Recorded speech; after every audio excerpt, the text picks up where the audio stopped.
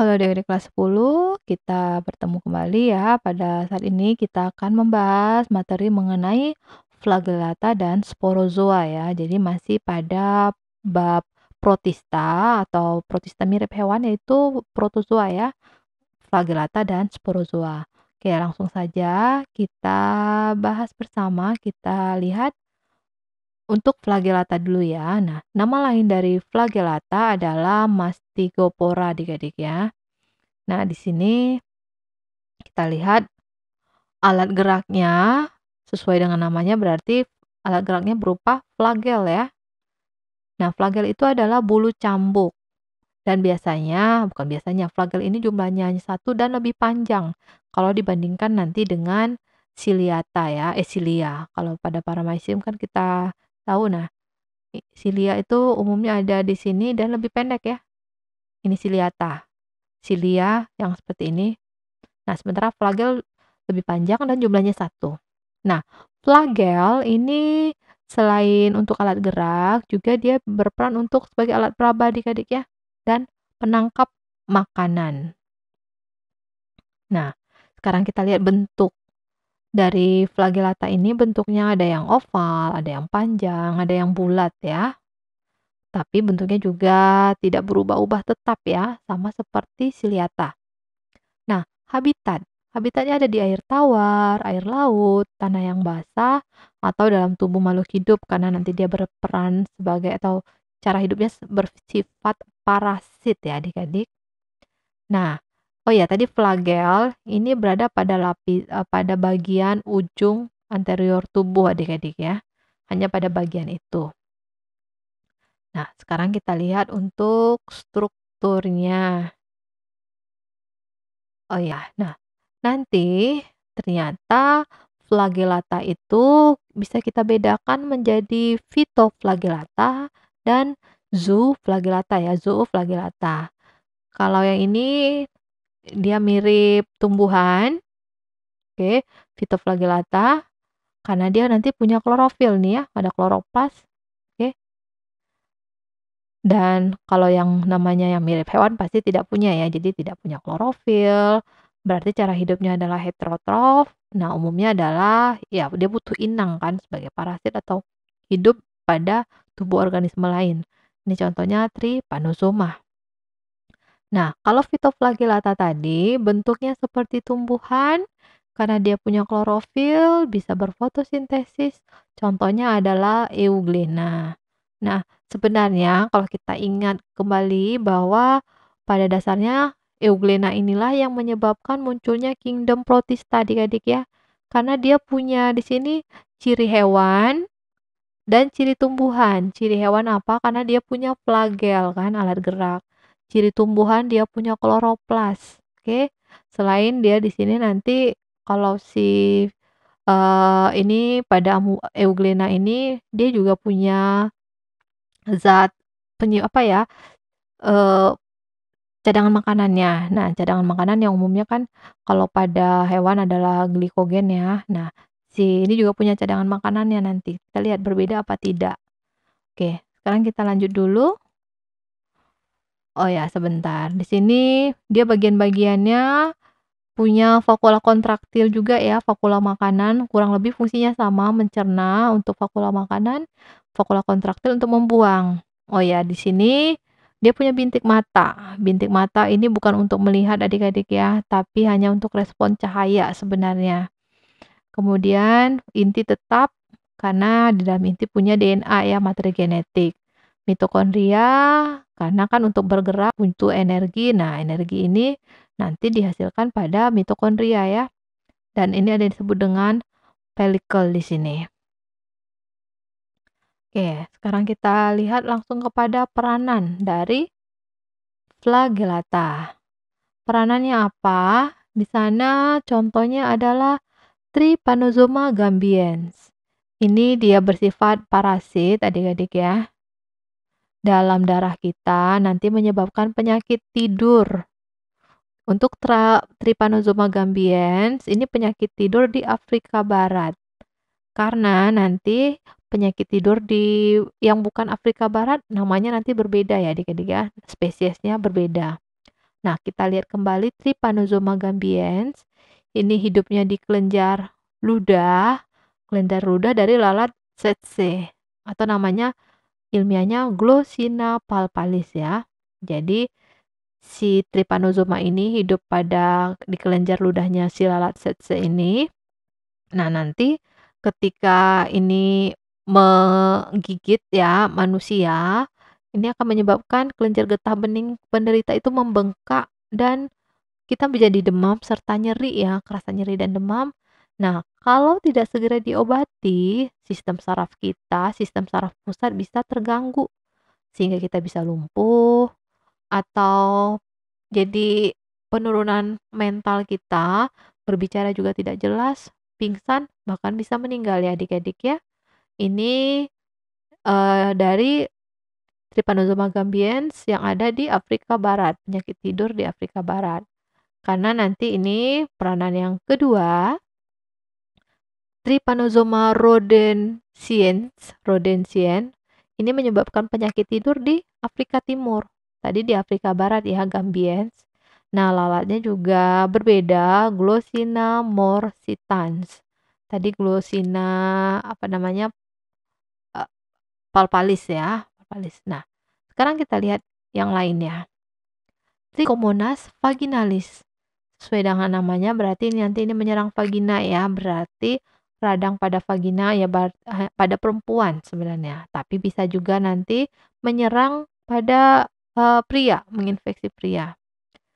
Ini gambarnya tadi si Trypanosoma rhodesiensis. Ini untuk vaginalis, Trichomonas vaginalis. Di sini flagelnya banyak ya, adik-adik nggak hanya satu, sepertinya 1, 2, 3, 4. Nah, ada cairan yang akan keluar disertai rasa panas dan gatal kalau kita terkena Trichomonas vaginalis. Nah, ini bisa menginfeksi pria sehingga menyebabkan penyakit prostatitis. Jadi pada prostat mengalami infeksi juga karena tertular tadi lewat hubungan seksual. Hati-hati adik-adik ya. Kemudian ada spesies lainnya yaitu Giardia lambelia. Ini menyebabkan penyakit disenteri atau diare karena hidup di usus 12 jari. Kita lihat juga flagelnya lebih dari satu ya adik-adik ya. Tertular melalui makanan atau minuman yang tercemar. Kemudian bisa juga kontak dari tangan ke mulut. Tangan kita udah kotor, kemudian makan langsung tidak dicuci. Nah, tertular dari tangan ke mulut. Nah, kita langsung terkena penyakit disenteri atau diare adik-adik ya. Nah, spesies lainnya adalah Leishmania donovani. Ini juga sering keluar, yaitu awalnya dia penyakit pada anjing, namun dapat tertular ke manusia. Nah, apa yang terjadi? Jadi nanti terjadi perbesaran limpa, hati, kelenjar limfa, bahkan juga anemia hingga kematian. Nah, inang perantaranya apa? Biasanya adalah lalat pasir atau Phlebotomus ya adik-adik. Oke, ini untuk peranan dari flagellata. Nah, flagellata dianggap selesai ya, untuk reproduksinya tidak terlalu ada yang perlu dikaji. Kita langsung saja pada sporozoa karena nanti pada sporozoa sering sekali ditanyakan reproduksinya ya. Lebih ke arah sana, kita lihat dulu. Sekarang ciri-ciri. Sporozoa itu berasal dari bahasa Yunani adik-adik ya. Spora, kemudian zoa itu hewan. Jadi benih dan hewan. Itu istilah untuk sporozoa. Nah, dia akan membentuk spora dalam salah satu tahapan siklusnya. Kita tahu umumnya namanya spora untuk tumbuhan ya. Nah, jadi yang unik dari sporozoa selain dia nanti tidak punya alat gerak, nah sporozoa ini membentuk spora pada salah satu tahapan siklusnya adik-adik ya. Kemudian semua sporozoa adalah parasit. Nah, kalau tadi dia tidak punya alat gerak, bagaimana dia bergerak? Caranya dengan mengubah posisi tubuh ya adik-adik dari si sporozoa.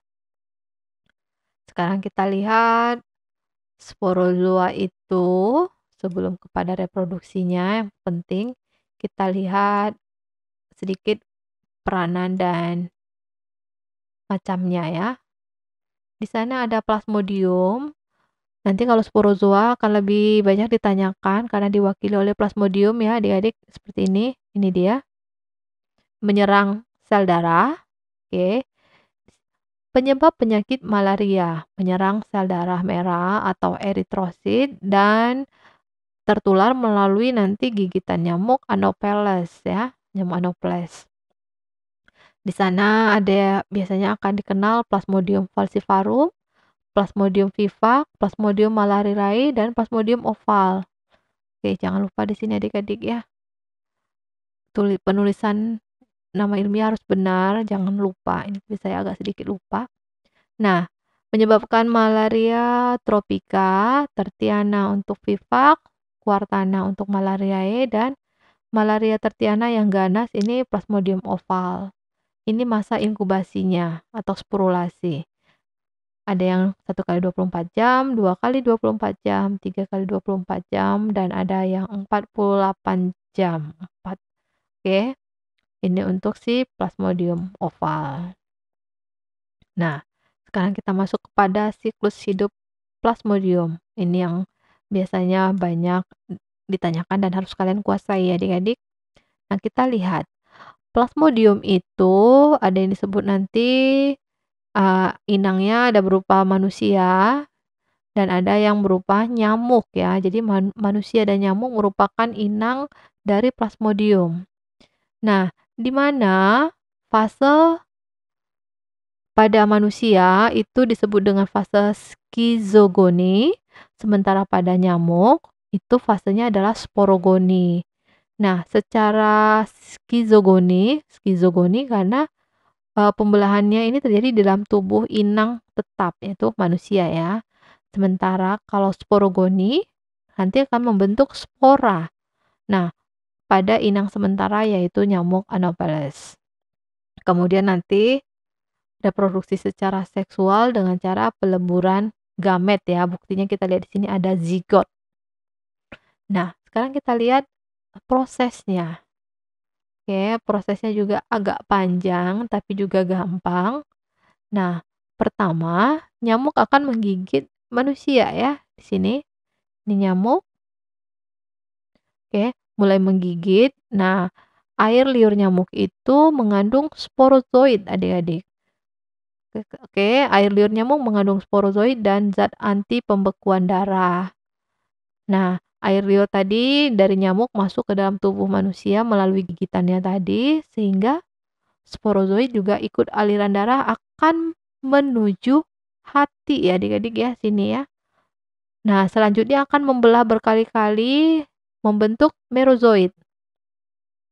Oke, sini.